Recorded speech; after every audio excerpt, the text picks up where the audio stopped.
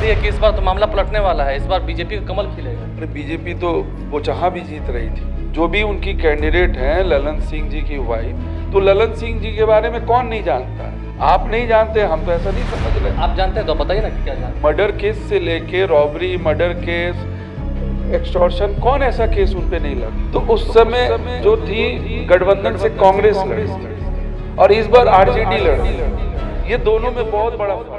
नमस्कार, मेरा नाम आलोक है। आप लाइव देख रहे हैं। बिहार विधानसभा की 2 सीटों पर उपचुनाव होने हैं 3 नवंबर को मोकामा और गोपालगंज में। इस वक्त हमारे साथ आरजेडी के एमएलसी सौरभ कुमार मौजूद हैं। जिस तरह से नॉमिनेशंस में आप घूम रहे थे नीलम देवी के साथ, एकदम कंफर्म है ना कि मोकामा में आप लोग जीत रहे हैं? देखिए, कंफर्म है ये तो आपकी भी वहाँ टीम काफ़ी सारी अभी भी घूम रही है, उस दिन भी घूम रही थी। आप वहाँ की जो जनता का उत्साह हम लोग देख के आए हैं, हम तो ऐसी उत्साह और इतने प्रेम हम तो आज तक किसी के लिए नहीं देखे हैं। इतनी प्रेम और उत्साह तो हम तेजस्वी जी और तेज जी के लिए और लालू जी के लिए ही देखते हैं। मतलब मोकामा में ये लग रहा है कि हाँ जीत फिर से हो जाएगी। इस बार की जो जीत होगी वो जीत ही नहीं होगी, वो एक रिकॉर्ड जीत होगी। नहीं तो बीजेपी कह रही है कि इस बार तो मामला पलटने वाला है, इस बार बीजेपी का कमल खिलेगा। अरे बीजेपी तो वो जहाँ भी जीत रही थी, बीजेपी तो सारी सीट ही बोलती है जीतते हैं।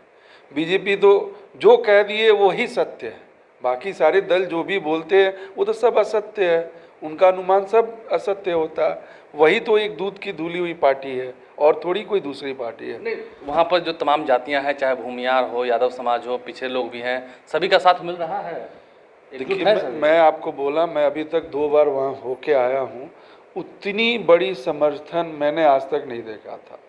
और मुझे ये पूरा विश्वास है कि इस बार जो भी अनंत सिंह जी की पत्नी है नीलम जी, वो जो रिकॉर्ड मतों से जीतने वाली है, वो बिहार ही नहीं, वो भारत का रिकॉर्ड होगा किसी भी एक विधानसभा के लिए। इस बार तैयारी पूरी है? तैयारी पूरी है और पूरा जोश है, जज्बा है समर्थक में। और मैं सभी जातियों का साथ है, भूमियार, यादव सभी साथ हैं। मैं बोल ही रहा हूँ कि मैंने पहली बार कोई किसी को देखा जो नीची जाति से लेके ऊंची जाति तक सारे लोगों का साथ है। अच्छा, कहा जा रहा है बीजेपी की ओर से कि वो तो भय वाले हैं, उनसे लोग कांपते हैं, मतलब भय का माहौल पैदा किया उन्होंने, लोग उनसे डरते हैं, बाहुबली की बात कर रहे हैं। मैं अभी बोला ना, बीजेपी जो बोल दी सत्य, बाकी उनको छोड़ के जो भी बोले वो असत्य। दूध के धुले हुए हैं ना बीजेपी वाले, जो भी उनकी कैंडिडेट हैं ललन सिंह जी की वाइफ, तो ललन सिंह जी के बारे में कौन नहीं जानता है? अगर इतने ही दूध के धुले थे तो ललन सिंह जी को कैंडिडेट घोषित करते, उनकी पत्नी को क्या करने की जरूरत? इल्जाम है उन पर? क्या इल्जाम है? उनका इल्जाम आपको नहीं पता, हमको तो आश्चर्य लग रहा है। पूरा बिहार जानता है, पूरा बिहार जानता है कि उनके पीछे उनकी जो आपराधिक इतिहास है, उस इतिहास को तो पूरा बिहार जानता है। आप नहीं जानते, हम तो ऐसा नहीं समझ रहे। आप जानते हैं तो बताइए ना कि क्या जानते हैं। आप मालूम करिए, उनका जो पिछली पृष्ठभूमि है वो काफ़ी किस तरीके की, आप मालूम करिए।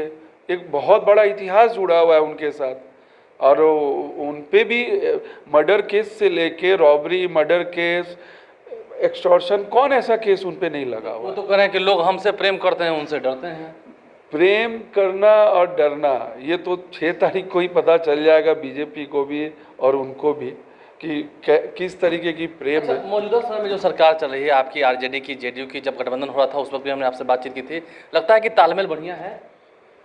देखिए, ये तालमेल जो है, ये तालमेल एक बहुत बड़ी तालमेल है। एक तो सबसे बड़ा है, बन गया है बहुत बड़ा, लेकिन है सच में? अभी का जो तालमेल है, एक अनुभव की सरकार है जो हमारे माननीय मुख्यमंत्री नीतीश जी का अनुभव, और एक ऊर्जा की दल है, ऊर्जा की सरकार है, और वो ऊर्जा है हमारे माननीय उप मुख्यमंत्री तेजस्वी जी। तो ये अनुभव और ऊर्जा की सरकार है। और आप देख रहे हैं जो भी हमारा एजेंडा था, सबसे पहले हमारा एजेंडा था बेरोजगारी, पढ़ाई, कमाई, करवाई, दवाई। इसी एजेंडे पे तेजस्वी जी काम कर रहे हैं, जो रिजल्ट आपको निकल के आ रहा है। तो ये सरकार मतलब मेरे जितनी भी एक्सपीरियंस है, हमको तो दिख रहा है कि 2030 तक ये सरकार को कुछ नहीं होने वाला, ये हिलने वाली नहीं। लगता है जिस तरीके से गोपालगंज में भी उपचुनाव होना है, वहाँ पर भी माहौल ठीक है, साधु यादव भी खड़े हुए हैं। देखिए, साधु यादव जी अगर खड़े हुए थे तो वो जो वोट लोग बोलते हैं कि 41,000 वोट लेके आए थे पिछली बार, तो उस समय जो थी गठबंधन से कांग्रेस लड़ी थी और इस बार आरजेडी लड़ रही है।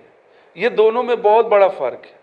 कांग्रेस के रहने से साधु यादव जी को वोट मिला था, लेकिन आज वहाँ कैंडिडेट जो है वो राष्ट्रीय जनता दल का, राजद का है। और दूसरी बात, वो कैंडिडेट A to Z के एग्जाम्पल के तहत दिया गया। आज हमारा जो दल का और तेजस्वी जी का जो एजेंडा है A to Z, उसी को देखते हुए एक बनिया समाज को वहाँ दिया गया। लगता है कि दोनों ही सीटों पर जीत हो जाएगी, आप लोग कंफर्म हैं?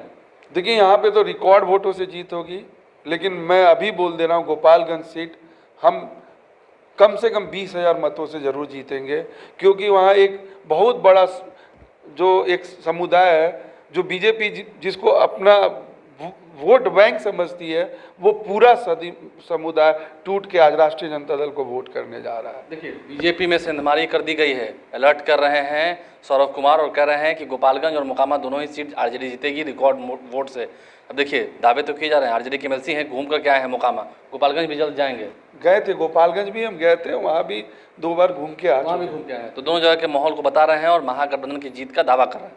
हमारे चैनल को सब्सक्राइब कर लें, साथ साथ फेसबुक पेज भी लाइक करें। धन्यवाद।